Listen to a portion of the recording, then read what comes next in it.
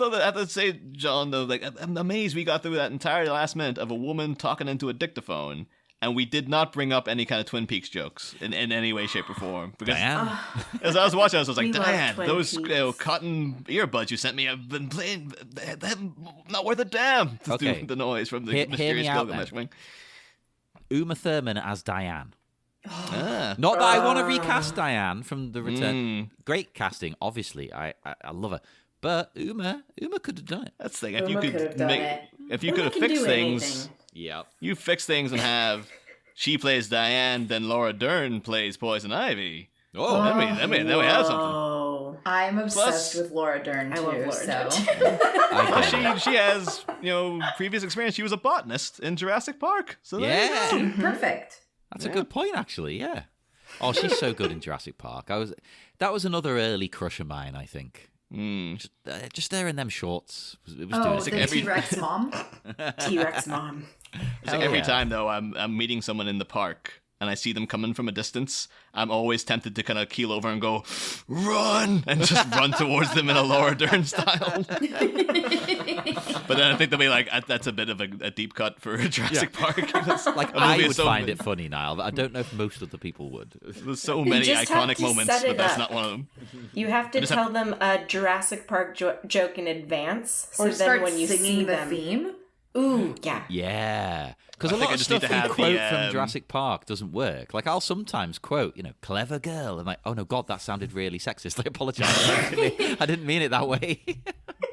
It's a thing, the quote from the movie. Oh no, I'm sorry. I think I've been rewatching that recently. It's still a great movie, but I'd never realized like how much Samuel L. Jackson's character is trying to make "Hold On to Your Butts" a thing. Yes. He is the Gretchen Wieners of that movie, going like every 5 minutes, "Hold on to your butts." Like, stop trying to make it happen, Sam. It's not gonna happen. But just it like the didn't. butts in this movie, watching Jurassic Park, I was into it. You into the butts. I was like, I am holding on to my butt. Thank you, Samuel L. But Thanks for the warning. But who's got the best butt? Is it the raptor or the T-Rex? Ooh, a tough one. that's a deep cut. That's a It's hard to get, controversial they got question. There is Those a tails get in theory. the way. There is a theory that T-Rex arms were for mating. Oh, for like hugging each other? Yeah, for like clasping on. Yeah, because they couldn't figure out what else they were for. Basically, they were like, "Well, I guess." Katie's This kinda looking at makes me sense. like I'm a third grader right now. Yes, for hugging, Haley. Yeah. Yeah, when a mummy T-Rex and a daddy T-Rex love each other very much. They just want to hug. I always imagine though, like someday when time travel is successfully created, someone going back to like the Cretaceous period or whatever, coming back and then like, I saw T-Rexes having sex. It's not a thing I've ever thought about before, Then but I guess they do If it. it's for holding, then do you think it's the other tail? Oh, Ooh. Gotta get that out of the way. okay. Now I'm picturing it. Like, Yeah, you gotta keep the tail out of the way. yeah, and So they're like on all fours, I guess they raise the classic. tail like a cat. But can they do that? But because the tail is so massive and like heavy, like they hold on to it like it's a tree trunk, Or is it like a kangaroo where they have to have their tail on the ground to be able to like move? Oh. Like they can't jump unless they have their tail touching the ground? Oh, see, this is the kind of stuff Jurassic Park Minute should have dealt with.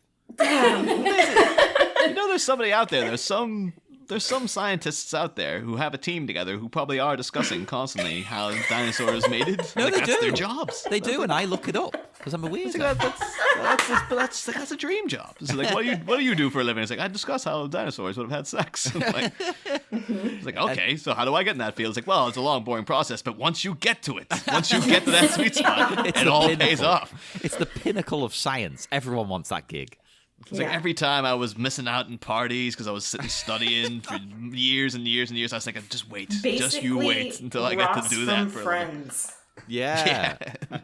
Now it's like gross to think that like Ross from Friends is talking about dinosaurs having sex. It's like, ugh, awkward. Ross from Friends though has become like the everyone's problematic fave, though, because he is just like, at the time, people are like, oh yeah, Ross, and now it's just like, that goddamn scumbag Ross. Everybody hates him. See, I'm in the middle, right? I get it. Totally get the criticism.